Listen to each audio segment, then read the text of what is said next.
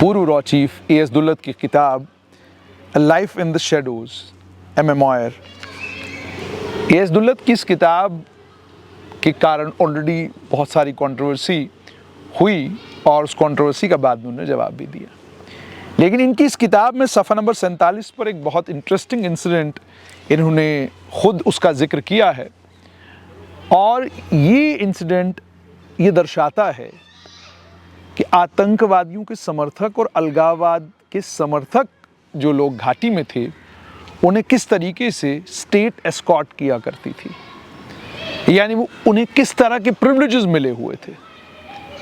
यानी जिन लोगों ने घाटी के नौजवानों को इंस्पायर किया और उन्हें बंदूक उठवाई, खून खराबा घाटी के अंदर हुआ, जो कारण है कई घरों की तबाही और बर्बादी का, जिनके चलते कई पुलिस के बेहतरीन अफसर शहीद हुए, फौज के अफसर शहीद हुए, सीआरपीएफ के जवानों ने शहादतें दी। जिन लोगों ने उन नौजवानों को इंस्पायर किया और उन्हें मुख्य धारा से निकालकर आतंकवादी बनाया, अलगाववाद का समर्थक बनाया।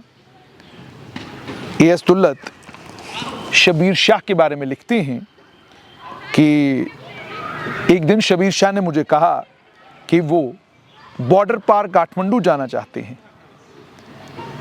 उन्होंने मुझे कहा कि उनके पास वहाँ एक आदमी है जिसका नाम महमूद सागर है और वो एग्जैक्टली शबीर शाह को कोट करते हैं, और आप जानते हैं शबीर शाह अलगाववादी नेता हैं और इस समय जेल में है। शबीर शाह ए.एस. दुल्लत को कहते हैं, मैंने सागर साहब को बुलाया है काठमांडू, कुछ बातें करनी है उनसे।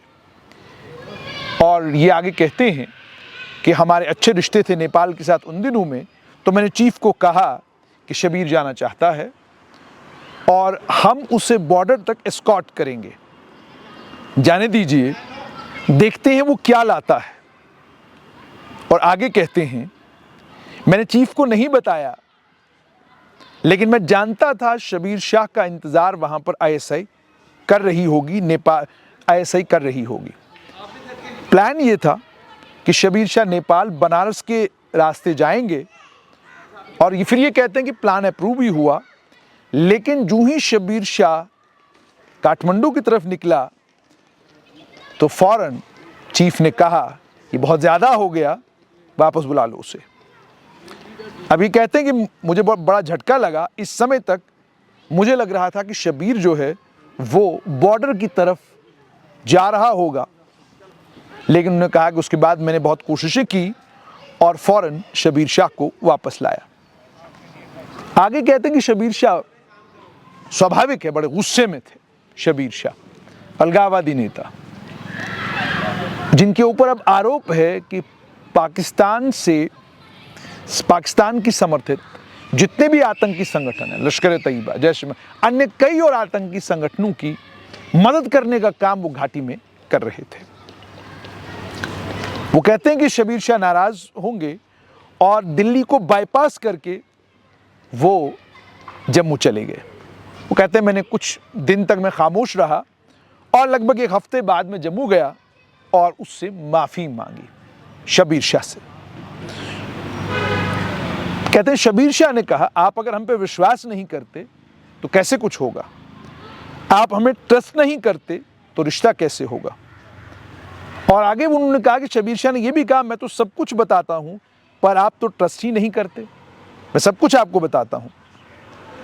और इतना ही नहीं बल्कि वो आगे ये कहते हैं कि एक नौजवान मीरवाइज उमर फारूक जो चेयरमैन थे अवामी एक्शन कमेटी के, जो all parties Hurriyat conference Jammu Kashmir के चेयरमैन थे, उनके बारे में भी कहते हैं कि उन्होंने भी मुझे एक बार कहा, आप कहते हैं हम बहुत झूठ बोलते हैं पर झूठ बोलना तो आपसे सीखा है, आप हमें सच नहीं बोलते तो हम भी आपको झूठ बोलते हैं। ये मीरवाइज को उन्होंने कोट किया है। फिर वो कहते हैं ये बड़े सख्त अल्फाज थे इन दोनों लोगों से, आप लोग कहेंगे और मैं आप लोगों से एग्री भी करूंगा, लेकिन ये नतीजे हैं जब आप विश्वास नहीं करते, जब अविश्वास होता है।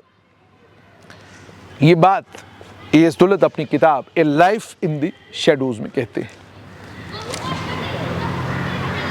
घाटी में जो ऑफिशियल फिगर्स हैं उसमें आप जानते हैं लगभग 40,000 से ज़्यादा लोगों की जान गई है। फौज के जवान शहीद हुए हैं, जम्मू कश्मीर पुलिस के जवान शहीद हुए हैं, सीआरपीएफ के जवानों ने शहादत दी है। और कितनी बड़ी तादाद में कश्मीर में वो घर भी हैं जिन्होंने वो नौजवान खोए जो अगर मुख्य धारा में होते तो शायद देश का भला करने का काम कर रहे होते। जिन आतंक के सरगनाओं ने, जिन अलगाववाद के सरगनाओं ने वो तकरीरें की, वो लिटरेचर बांटा, वो किताबें लिखी, उन आतंक के सरगनाओं को किस तरह का प्रोटोकॉल और किस तरह की इंपॉर्टेंस और रेलेवेंस उनकी जम्मू कश्मीर में थी, वो आपको इस किताब से पता चल सकता है। किताब ज़रूर पढ़िएगा, किताब बहुत इंटरेस्टिंग है, मगर ये वाक़या आप तक पहुंचाने का मकसद सिर्फ ये है कि आज वो तमाम लोग ज़रा गहराई से सोचें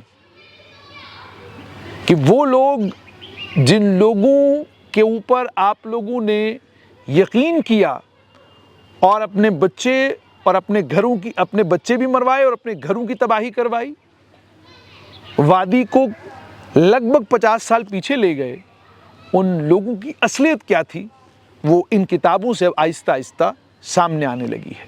कि जहाँ एक तरफ वो घाटी में आग लगा रहे थे, लोगों के जहनों में और लोगों के दिलों में हिंदुस्तान के लिए नफरत पैदा कर रहे थे, जहाँ आपको वो हर वक्त इस बात के लिए कन्विंस कर रहे थे कि हम ही वो लोग हैं जो आपको वो सुनहरा कल देंगे, वहाँ उनकी हकीकत ये भी रही है कि वो हर तरह का प्रोटोकॉल और हर तरह की जो सहूलत एक सियासी लीडर को मिलनी चाहिए एंजॉय करते रहे हैं।